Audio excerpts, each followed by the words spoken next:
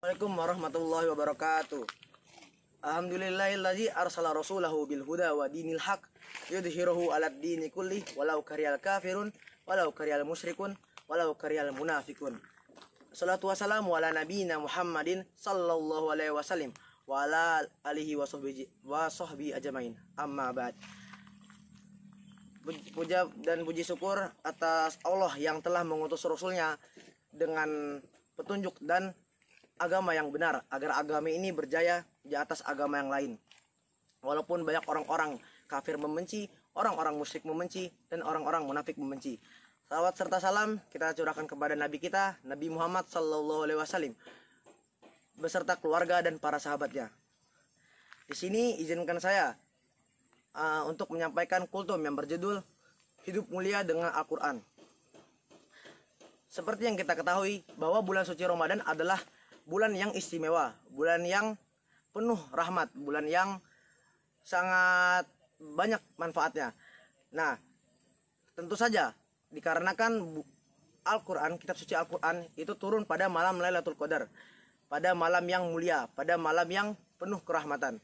Al-Quran, kitab suci Al-Quran adalah satu-satunya kitab yang berisi tentang petunjuk kehidupan, arah langkah, pijakan setiap amal kebaikan, serta barometer dalam segala hal.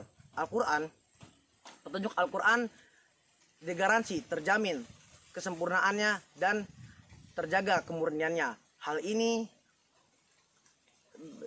bersangkutan dengan firman Allah dalam surah Al-Baqarah ayat 185 yang berbunyi, A'udzu billahi minasyaitonir rajim. Bismillahirrahmanirrahim. Syahrul Ramadan alladzi unzila fihil Qur'anu hudal linnas wa bayyinatin minal huda wal furqan. Faman syahida minkumus syahra falyasum. Wa man kana maridun aw ala safarin fa iddatum min ayyamin ukhra yuridullahu bikumul yusra wa la yuridu bikumul usra walitukmilul iddata walitukabbirullaha ala ma hadakum wa la'allakum tashkurun.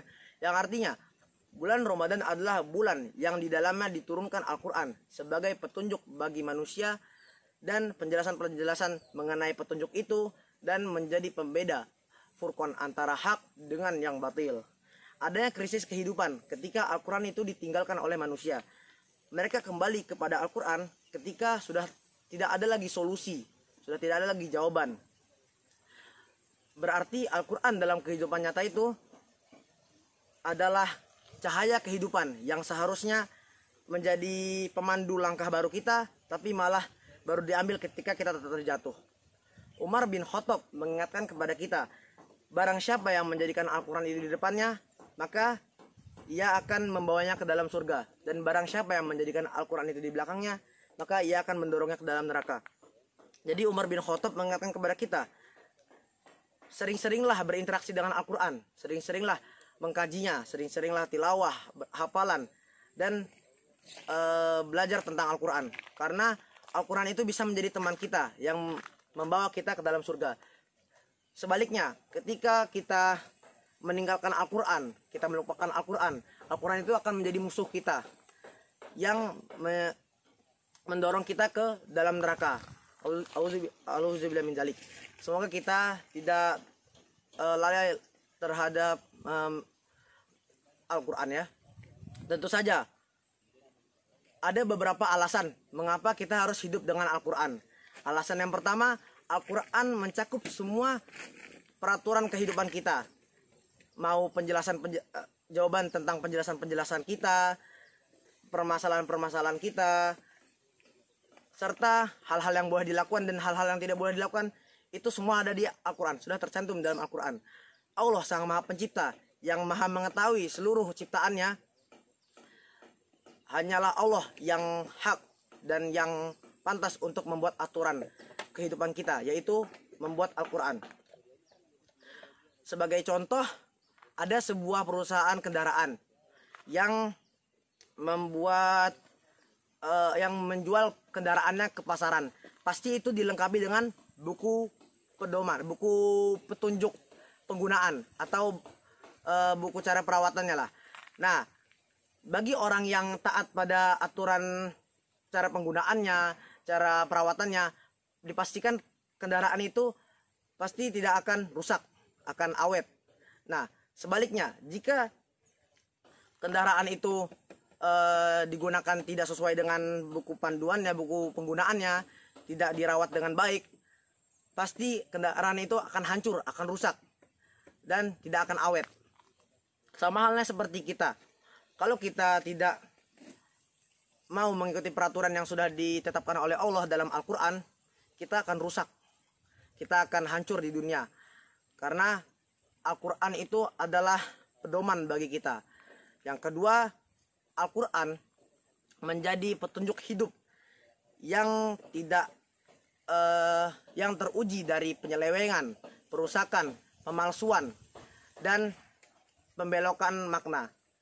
Maka satu huruf Al-Quran yang diubah atau dipalsukan, niscaya Allah akan mengumbar-ngumbar kejahatannya dan akan melaknatnya di akhirat kelak.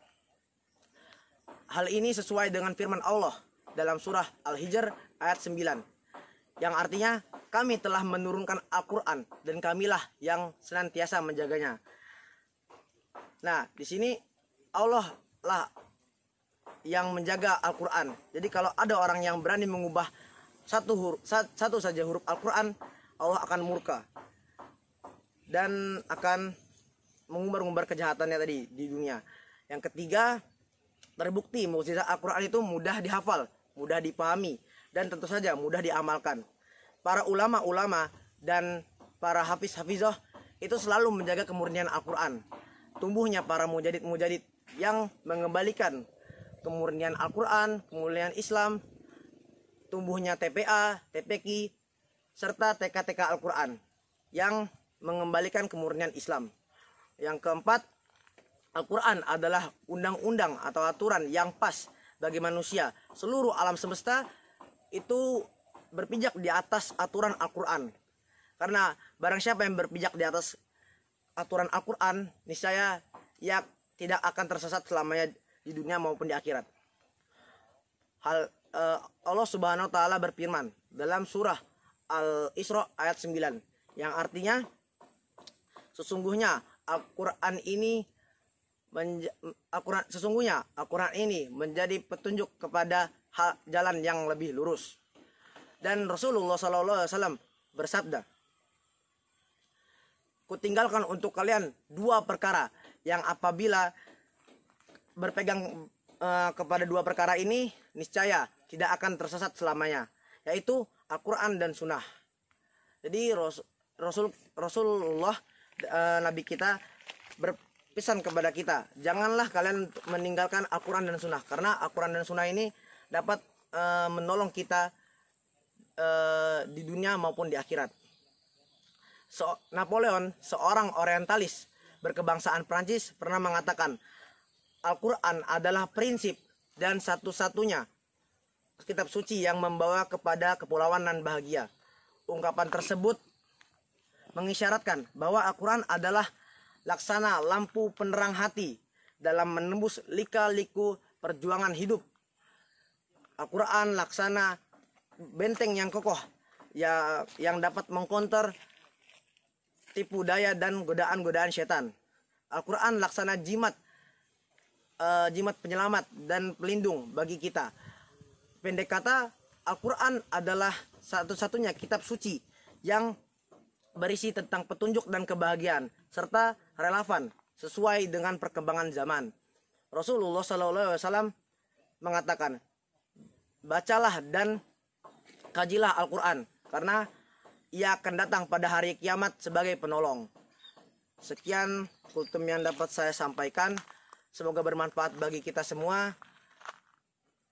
Akhirul kalam, ihdinas siratal mustaqim. Assalamualaikum warahmatullahi wabarakatuh.